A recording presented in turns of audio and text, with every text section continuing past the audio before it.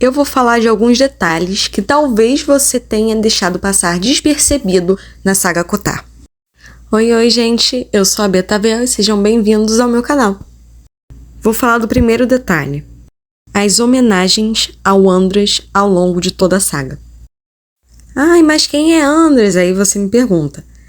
Então, no primeiro livro, em que ainda existia a maldição da Amaranta sobre a corte primaveril, para conseguir quebrar essa maldição, o Tywin precisava fazer uma garota humana que odiasse féricos se apaixonar por ele.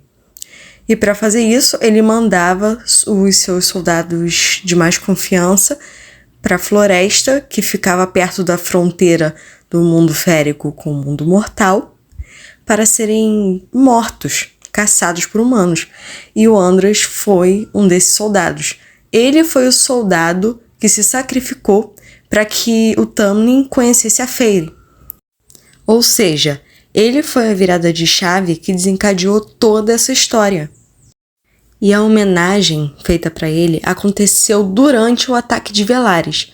Só para informar, não foi algo consciente. A Feyre não pensou, vou usar minha magia aqui homenageando o Andras, porque graças a ele eu tô aqui no mundo férico. Não, foi algo inconsciente, feito pela escritora, como um detalhe na história que só é percebido pelos leitores que ainda se lembram de alguns pequenos acontecimentos anteriores em toda essa trama.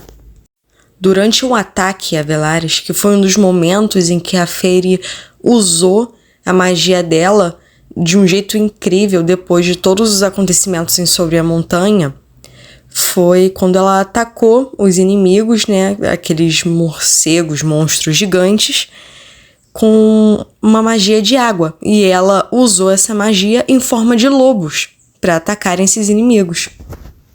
E o lobo é a forma do Andras transformado.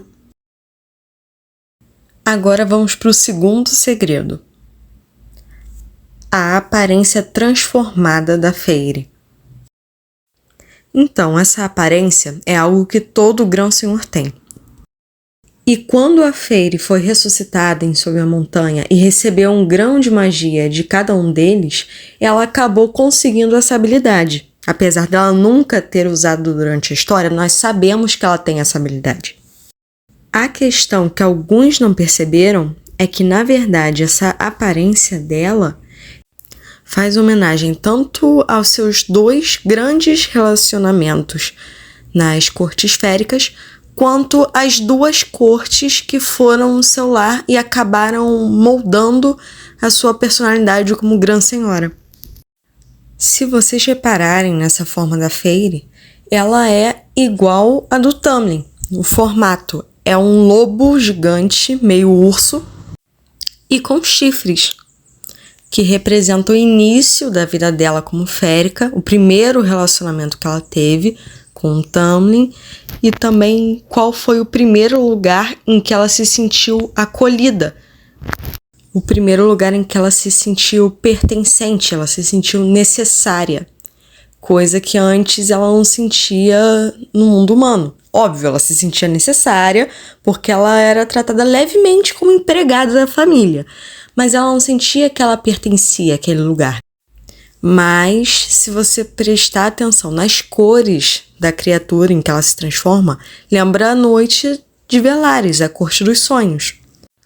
O lugar onde ela finalmente se tornou a Grã-Senhora, se tornou quem ela deveria ser. Representando também, o mais importante, a sua parceria com o Rhysand. E o último segredo, mas não menos importante, o descontrole da magia do Tamlin. Esse não é exatamente um segredo, mas alguns leitores não perceberam as conexões na história. Então agora eu vou explicar. O fato dele não ter controle total sobre seus poderes quando está emotivo está completamente ligado ao fato dele não ter tido nenhum treinamento sobre os seus poderes. Ai, mas Betavel, ele era filho de um grão-senhor, como que ele não ia ter treinamento?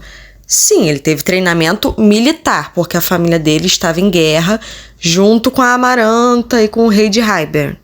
Mas Ele não teve nem a atenção e nem o treinamento que um filho herdeiro teria. O Tamlin era o mais novo de 3 filhos. Então, o que era esperado que acontecesse com ele era que um dos irmãos mais velhos acabasse matando ele. A situação dele era parecida com a do Lúthien.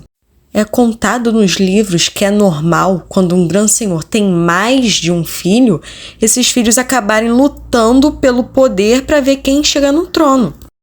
Então, um grão-senhor não perderia seu tempo ensinando a controlar a magia para um filho que provavelmente acabaria sendo assassinado.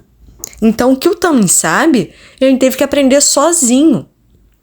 Por isso que é tão difícil para ele controlar a magia em momentos em que ele está com mais raiva, em momentos em que ele está mais emotivo. Ok, gente, por hoje é só. Se vocês quiserem que eu comente sobre mais coisas escondidas durante a saga ACOTAR, deixem nos comentários que aí eu faço um vídeo 2. Curtam e sigam o meu canal.